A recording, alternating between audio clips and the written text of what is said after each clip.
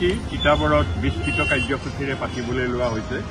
সকলোতকৈ ডাঙৰ কথা পুৱা ৰাতিপুৱা 7 বজাত বাগিচা সকলোতে বুলি নকওঁ প্ৰায়সমূহ বাগিচাত আজি তেখেতৰ কালজয়ী গীত মানুহে মানুহৰ বাবে তেখেতসকলৰ কথিত ভাষাত আজি পৰিৱেশন কৰে। আৰু দ্বিতীয়তে তিতাবৰৰ 80খন স্কুলত আজি ছাত্ৰ ছাত্ৰীসকলে তেখেতৰ গীত দুটা পৰিৱেশন কৰি তেখেতলৈ শ্ৰদ্ধা নিবেদন কৰে।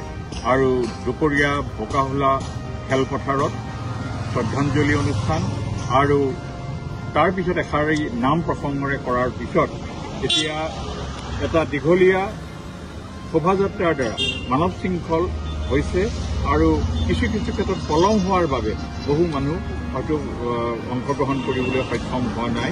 কিন্তু তিতাবৰত তেনেধৰণৰ এটা শৃংখল উলিয়াই ডক্টৰ ভূপেন হাজৰিকাৰ প্ৰতি শ্ৰদ্ধাঞ্জলি জ্ঞাপন কৰাটো আজি যথেষ্ট আদৰণীয় কথা আৰু এইটোৰ দ্বাৰাই প্ৰমাণিত কৰিছে তিতাবৰবাসীৰ মাজত ডক্টৰ ভূপেন হাজৰিকা আজি হৃদয়ৰ মাজত আছে। এইটোৱে হৈছে আমাৰ বাৰ্তা।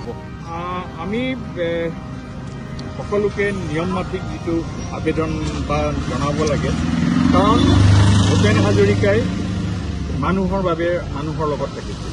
গতিকে এতিয়া যেতিয়া মানুহে কিবা কৰিব বিচাৰিছে তেতিয়া তাত প্ৰশাসন আৰু আৰক্ষীয়ে সহায় সহযোগ কৰাটো এটা তেওঁলোকৰ দায়িত্ব আৰু কৰ্তব্য।